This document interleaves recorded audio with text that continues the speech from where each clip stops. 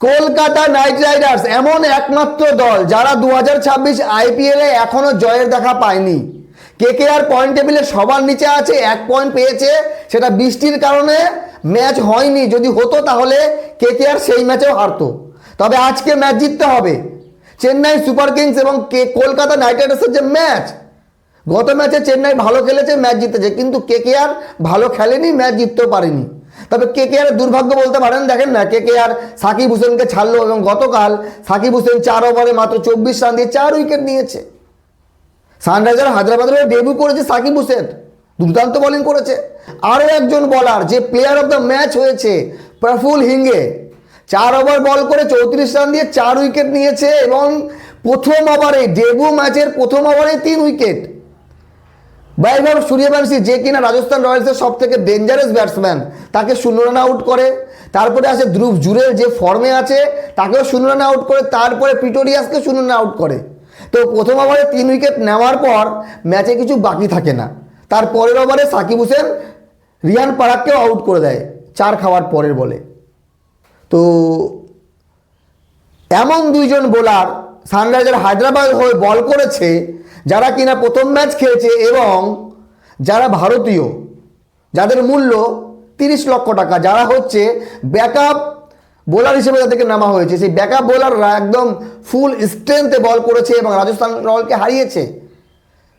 Sunriser Hyderabad 216 run করে 6 উইকেটে, যদিও অভিষেক শর্মা প্রথম বলে আউট হয়েছিল, কিন্তু এই 216 রান চেস হয়ে যেত আরামে যদি ওই 4 জন ব্যাটসম্যান ওই 9 রানে আউট না হতো বা প্রথম ওভারে এই 3 জন আউট না হতো, তাহলে রান চেস হয়ে যেত, কারণ রাজস্থান রয়্যালস অলরেডি 159 করে নিয়েছিল। কিন্তু প্রশ্ন হলো যে কলকাতা নাইট রাইডার্স যার গায়ে হাত দেয় সেই খেলা ভুলে যায়, আর যাকে ছেড়ে দেয় সে ভালো খেলে। তো কেকেআরের যদি টিম বলি, নো ডাউট টিম ভালো, প্লেয়ার ভালো, শুধু প্রবলেম একটু বোলিংয়ে আছে। কিন্তু যারা আছে তারা সেই ফর্মে নেই। বরুণ চক্রবর্তীর মতো বলারকে কলকাতা নাইট রাইডার্স প্লেইং 11-এর বাইরে রেখেছে, ইম্প্যাক্ট প্লেয়ার জায়গাও খেলাচ্ছে না। তাহলে দুশ্চিন্তা দেখেন কতটা চাপে কেকেআর আছে। তবে কেকেআরকে আজকে কামব্যাক করতে হবে। আপনাদের কি মনে হয়, কলকাতা কি ম্যাচ জিততে পারবে? সানরাইজার হায়দ্রাবাদ যেই খেলাটা দিল গতকাল, তারা ব্যাটিং তো ভালো করেছে, 216 রান খারাপ করেনি।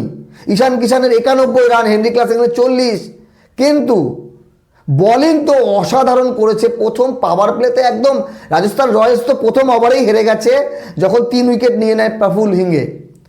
তো এই প্রফুল হিঙ্গে এবং সাকিব হুসেন সানরাইজার হায়দ্রাবাদের হয়ে এবার ভালো বল করবে, আরও খেলবে এবং তাদেরকে সুযোগ দেওয়া হবে। আর এই সুযোগকে যদি কাজে লাগাতে পারে তাহলে হয়তো তারা খুব তাড়াতাড়ি ভারতীয় জাতীয় দলে ঢুকতে পারে, এমনটা মনে হচ্ছে, অনুমান করা হচ্ছে। কিন্তু কলকাতা নাইট রাইডার্সের উদ্ধার কে করবে? সোজা সবটা হিসাব, কলকাতা নাইট রাইডার্স যদি আজকে হেরে যায় তাহলে প্লে অফ 2026-এ স্বপ্ন বাদ দেন, আর কেকেআর পারবে না। আর যদি জিতে যায় তাহলে আশা থাকবে, মধ্যেখানে 1-2 ম্যাচ হারলে কলকাতা বেরিয়ে যাবে। খুবই বাজে পারফরমেন্স কলকাতা 2026-এর এই আইপিএলে অন্তত। তো অপেক্ষা করুন আর মতামত জানাবেন কলকাতা নাইট রাইডার্সের এই দুরবস্থার কারণটা কি, কেন কলকাতা এইরকমভাবে খেলছে বা এই জায়গায় আছে। অল দ্য বেস্ট কেকেআর, কমসে কম একটা ম্যাচ তো জিতুক, শুরু তো করুক, শেষ দেখা যাবে।